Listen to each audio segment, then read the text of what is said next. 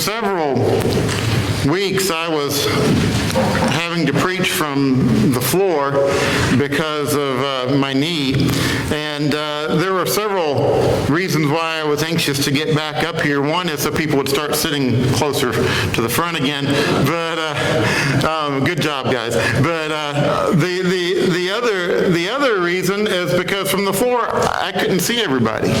I'm able, up here I can see everybody. I see things that you would probably be surprised if you knew. And I get to see everybody's faces and see who's here. And today is a very special day because I'm able to look out and see Sister Wilma's face. And that's pretty special. You know, most of you know that we weren't sure we'd be able to look out and see Sister Wilma in our audience again, and it is a blessing to see you. And I just want to say how special you are to this family. We love you, and your life has meant so much to this family. You know, I don't know if you know, there's an entire chapter in the Bible that's written about you, Proverbs 31, the virtuous woman. And it describes you, and it describes the life that you have lived and the light that you have been to this family and to the cause of Christ. And we love you. We thank you for being that light, and we thank you for loving God. And while we know that your physical heart isn't doing so great right now, your spiritual heart is being renewed every day. And we just praise God for that. And we thank God for you. And we're just thankful that you can be here to worship with us today. As we get into our lesson this morning, you know, there are so many people who struggle spiritually because they have been hurt by religious people.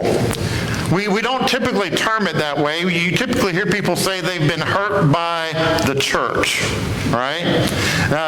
People have different reasons and different things, but they'll say that they have been hurt by the church. How many of us know someone like that? Someone who has either left the church as a whole or left a congregation, or is just struggling because they say that they have been hurt by the church. Well, there are really 5 common areas that we often hear as far as blame when it comes to this. There are 5 areas that we will often hear people refer to. And the first one is you will hear people say that they've been hurt by the church because Christians are judgmental and hypocritical. Have you ever heard somebody say that? The reality is, in some cases that might be true. But the reality is that so often what we find ourselves is ourselves in a situation as Christians where we feel like we have to somehow be the judge rather than allowing God to be the judge.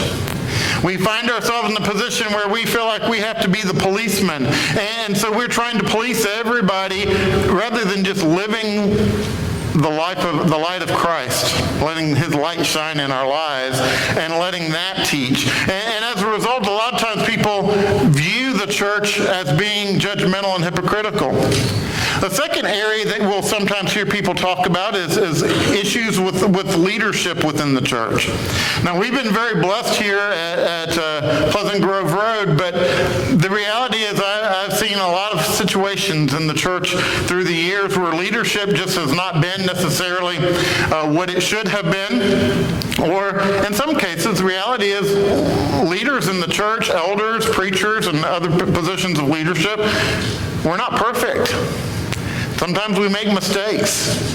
And so sometimes people have been hurt by those who are in leadership roles within the church. A third area that we sometimes hear people refer to is the idea that the church is so focused on rules that they come and they just feel like they're beat up every time they come to worship. Preachers get this a lot, where people say that they feel like a certain preacher just beats everybody up from the pulpit, right? Rather than preaching the love of Christ, they just spend all their time beating everybody up. You'll sometimes hear things like that. And so people have been hurt because of that situation. A fourth area is that people will say that the church disagrees with my lifestyle choices, and instead of coming to me in love, they attack me personally. And we probably all know people that have fallen into that situation. But then the final area, and this really affects a lot of people, is just personal experiences. People will come to services and have somebody say something that upsets them, or they will volunteer for some type of program or work, and they'll be criticized for their effort, or different things, personal experiences that happen within the church that just taint their view or cause them to be hurt. And the reality is that so many people have left the church or have become attenders only in the church because they've been hurt. There are a number of people, and one of the challenges we have in the work of the church, and even here at Pleasant Grove Road, is we have a lot of people in the pews who will not step up to actually take roles of leadership. And the reason why they won't is because they've been hurt, and they don't want to put themselves in that position ever again. And so we have others that have left the church as a whole as a result. And my question this morning is, why do church hurts hurt so bad? Why do church hurts hurt more deeply? And there are probably a number of reasons, but one, I think, is because we expect more. We expect more. We expect more from those who profess to be followers of Jesus Christ. And I have a personal confession this morning. That list that we just went over, I've been accused of all of those. And the reality is I'm guilty of some of them.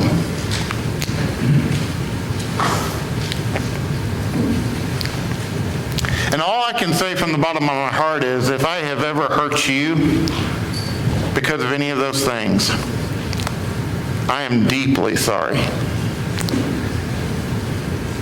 That's never been my intention, and I don't think there's any person here that would have ever had that intention.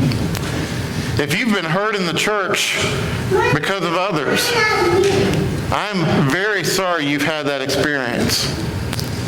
But one thing I want you to know this morning is that there is someone who understands. There is someone who gets it. Because Jesus experienced religious wounds.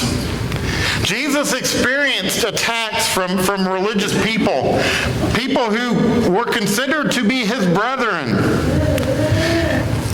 And so Jesus can heal our wounds too, because he gets us. He understands. You know, Jesus was judged by religious people in several ways, and we want to look at these three ways this morning. The first one is that Jesus was accused or attacked for hanging with the wrong people. Hanging with the wrong people. In other words, guilt by association. Have you ever been accused of that yourself? You know, guilt by association. On one occasion, I attended a workshop, and because there was a speaker at that workshop, and there were probably 60 different speakers at that workshop, there was one who said some things that were not according to Scripture, and because I attended that workshop, I believed everything that man said. I was guilty because I attended that workshop. That's the way some people think, right? And Jesus found himself in that place. In Matthew chapter 9, we're going to be in the book of Matthew this morning. We're going to start off in chapter 9. In Matthew chapter 9, beginning in verse 9, it says, "As Jesus passed on from there, he saw a man called Matthew sitting at the tax booth, and he said to him, 'Follow me,' and he rose and followed him." Now let's picture what's happening here. Jesus is traveling through the city.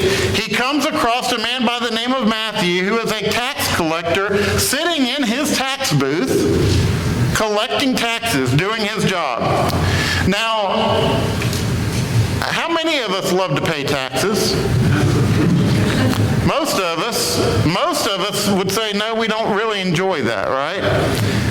But we're not in the same situation as they were in at that time, because the Jews were paying taxes to the Roman government.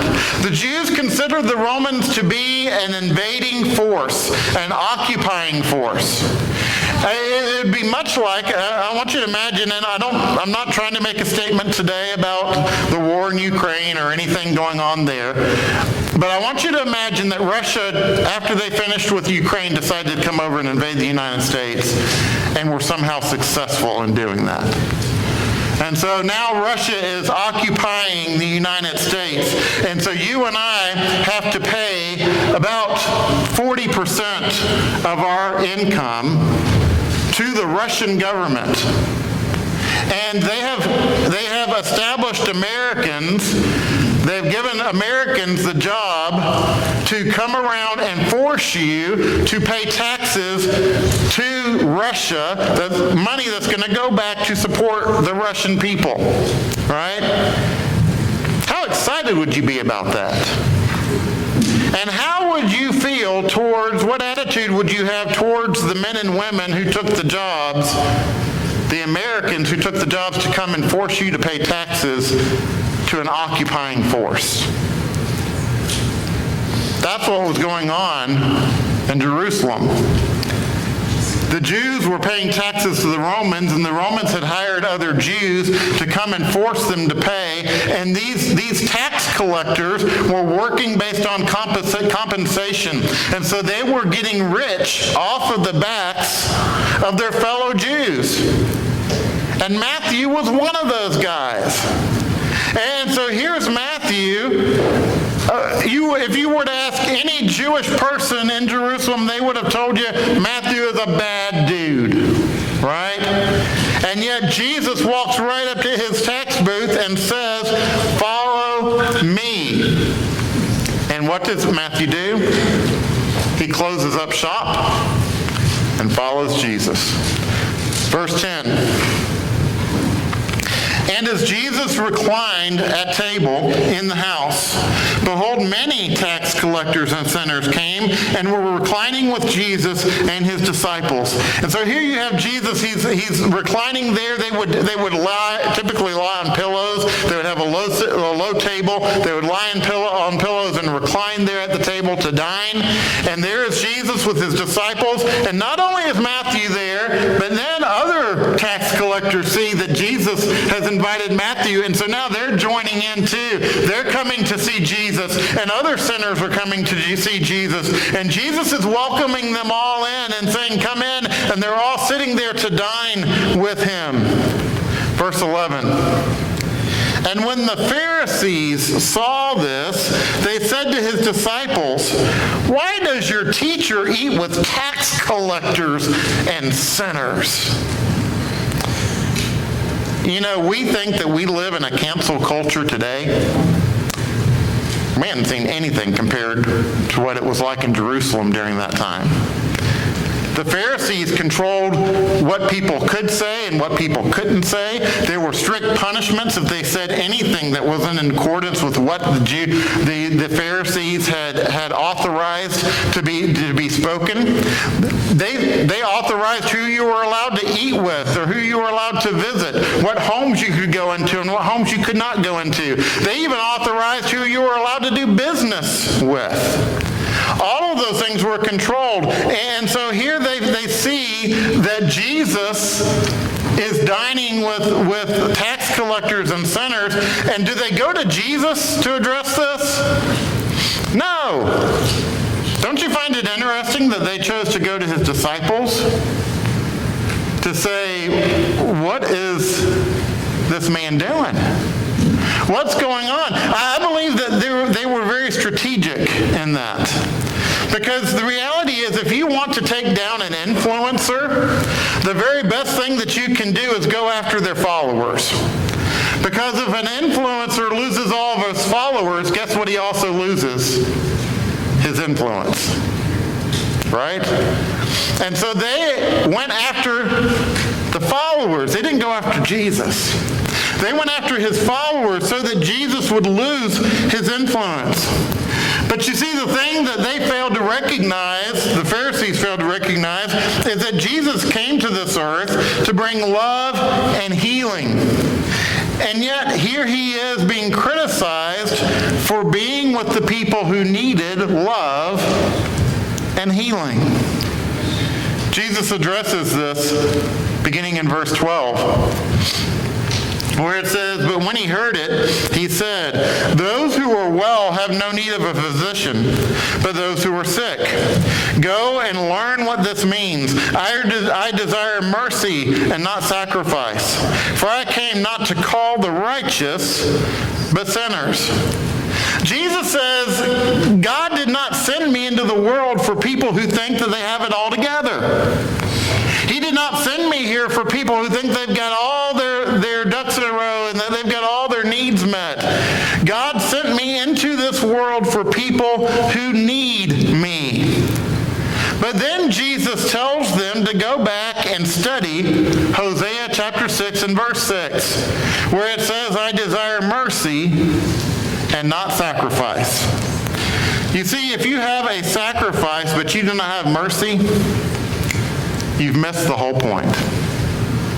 You've missed the point. You see, sacrifice exists to show mercy. And so Jesus tells them, I came here for a purpose. I came here for the people that need me, who need mercy, who need love. And I ask you this morning, have you ever been criticized yourself for actually caring about people? For actually caring about others.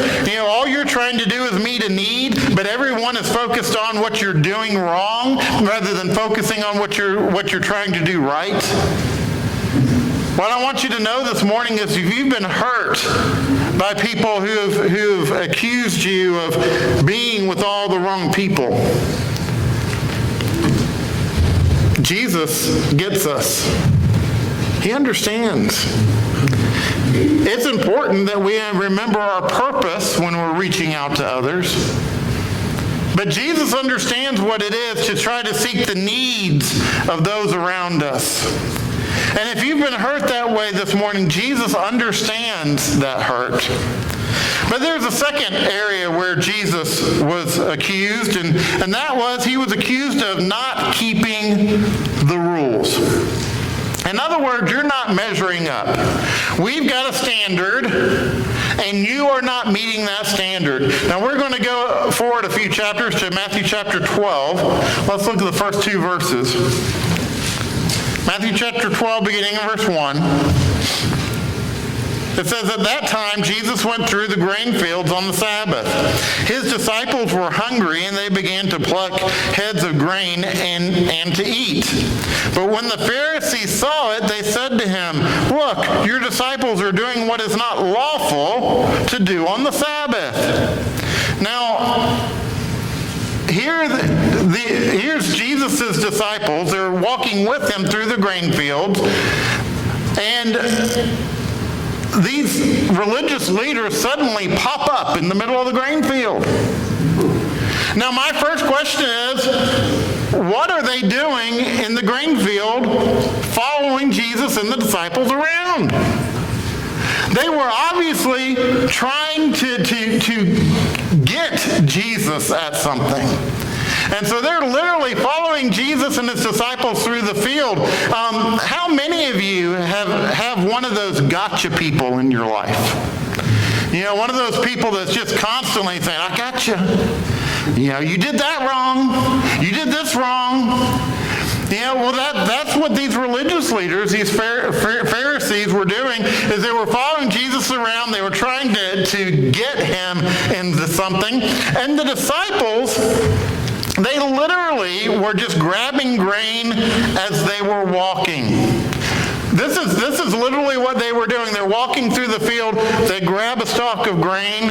They were placing it in their hands. They were rubbing it, getting off the wheat, and popping it in their mouths as they were walking. They were not breaking a law of God.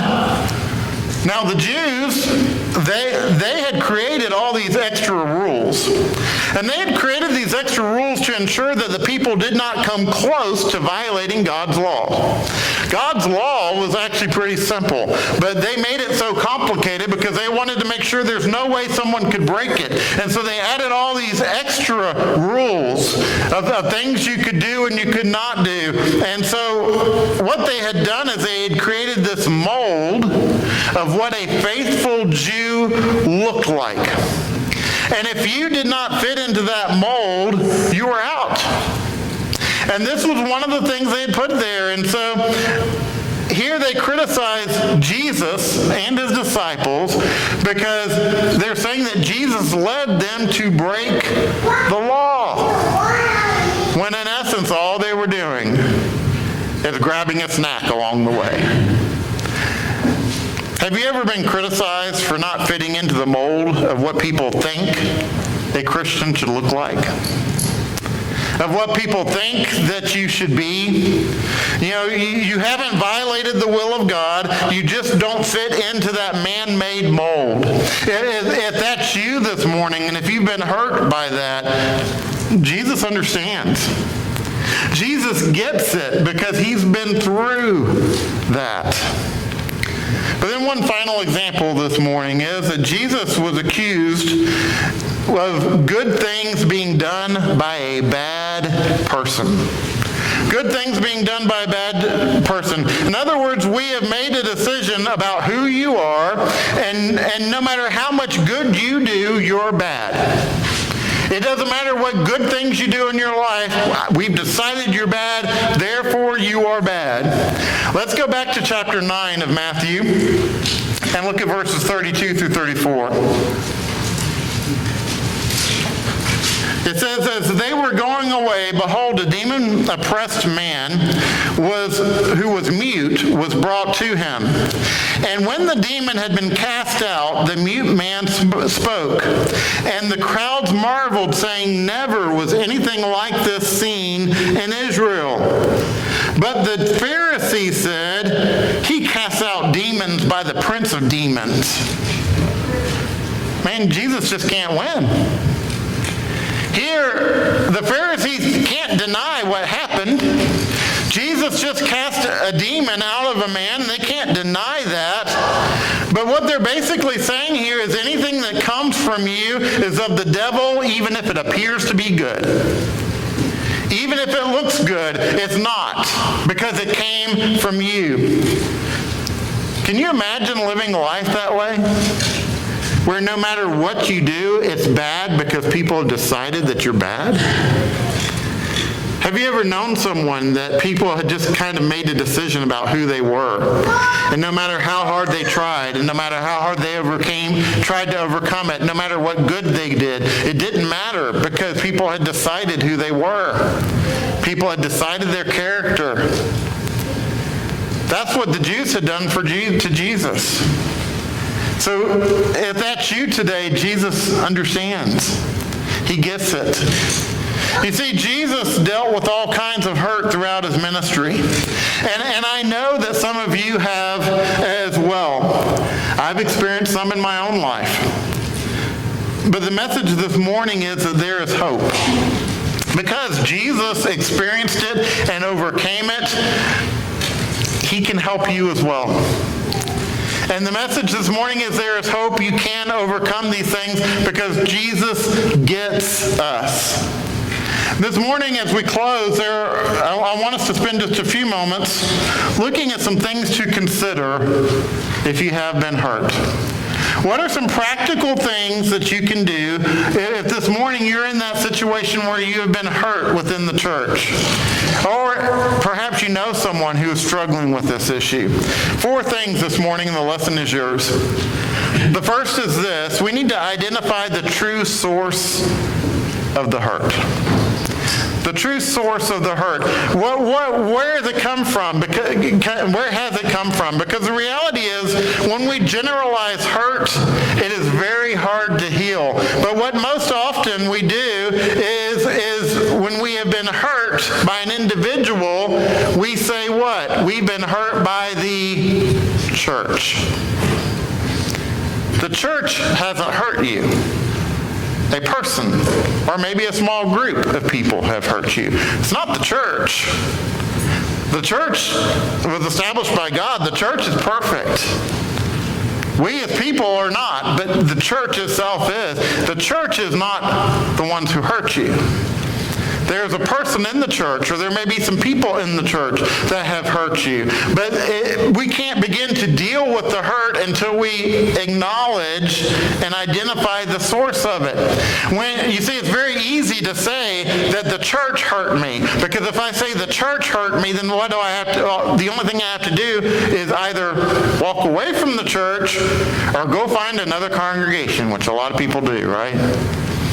Because the church hurt me. And so I just blame everybody. I just make a blanket statement and then I move on. If I say a certain person hurt me, now that's harder, because the scriptures tell me if I have a problem with a person, what am I supposed to do? I'm supposed to go to them and deal with that. Oh, I don't want to do that. So it's a lot easier to just be general and say, well, the church hurt me.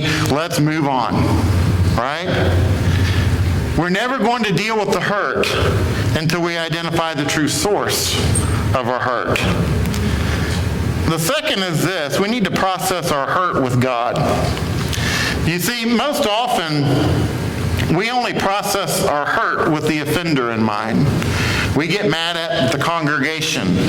We get mad at individuals in the congregation, and then we begin this vicious cycle of we are hurt by them, and so we become upset at them.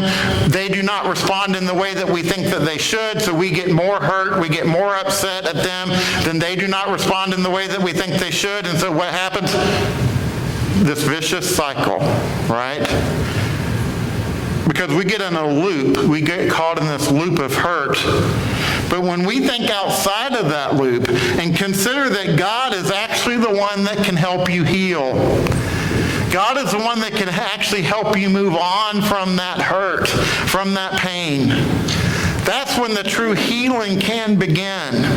And so we have to identify the true source, we have to process the hurt, but then number 3, we forgive. And forgiveness does not require any action from the other person's or from the offender's part.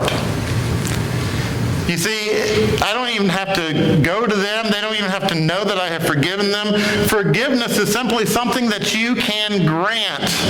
And what forgiveness does is it frees you from carrying around the hurt.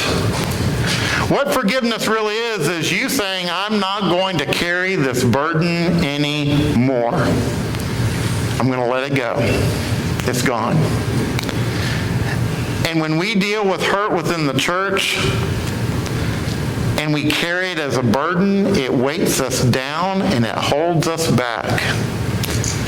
I'll be honest with you, with my work within ministry over the last 35 years, if I did not learn how to forgive, I'd be crawling on the floor by now because I'd be so weighted down.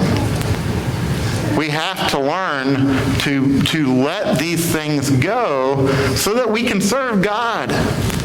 Don't let these things hold us back. You know, it breaks my heart when I see Christians leave the church because they've been hurt, but it breaks my heart just as much to see Christians who quit working because they've been hurt.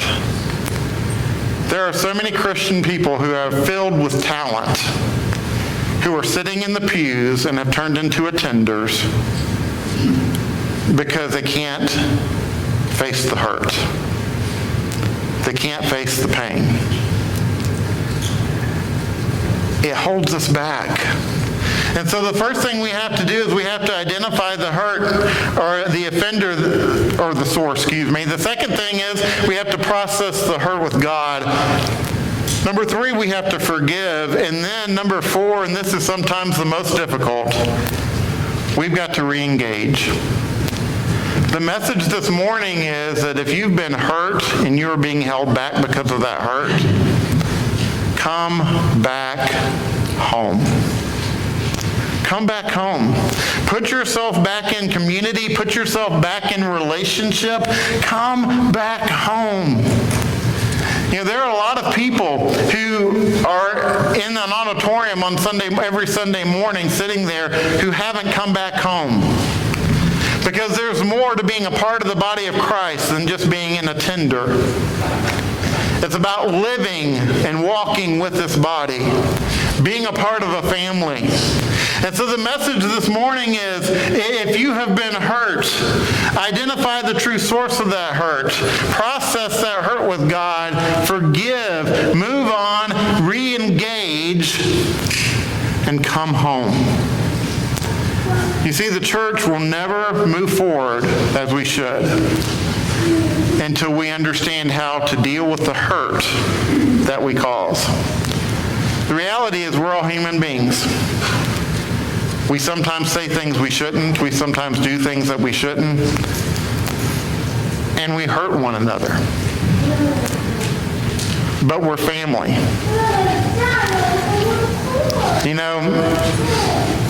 When my boys were growing up, there were times that my boys said things that were very hurtful to me and to my wife. But it never stopped me from being their father. It never stopped me from loving them. Why? Because they're my family. I didn't walk away from them because they were my family. Folks, we are family. We're the family of God. And so there are times when we are going to hurt one another. There are times when we're going to deal with pain and heartache. But the message this morning is we need to deal with that hurt and we need to move on. Move forward. Jesus understands that hurt. Jesus understands that pain. He's been there. He was hurt by people who called him brother. He was hurt by people who called him family. He was betrayed by people who said, I will never betray you. Jesus understands. Jesus gets our hurt. And you may be sitting here this morning and saying, well, I've never been hurt by the church. I don't know anybody that's ever been hurt by the church. Well, first of all, you're a very unique person if that's the case, and consider yourself blessed. But if that's the case, there's not a person in here who hasn't been hurt in some way. And guess what? These principles apply to any hurt that we deal with in our lives. It just applies to pain and hurt and suffering. And in every type of suffering and hurt, Jesus understands. He gets us. So this morning, if you're a child of God, please know that Jesus understands your hurt. He wants to help you with your hurt. If you're here this morning and you have not obeyed the gospel of Jesus Christ, you've not been baptized for the washing away of your sins and been added to his church, to his kingdom. If you are in that position this morning, the message for you is that Jesus also understands your hurt. He understands your pain, and he wants to help you with that. But he can only help you with that if you come into his family. This morning, we're going to be singing a song of invitation in just a moment. As we stand and sing, I want you to consider the hurts and the pains that you've faced in your life. And this morning, if Jesus can help you, if we can help you, bring your burdens. Let us help you carry them. Let us pray and support you. And let's walk together as a family. If you're subject to invitation, we invite you to come as we stand and as we sing.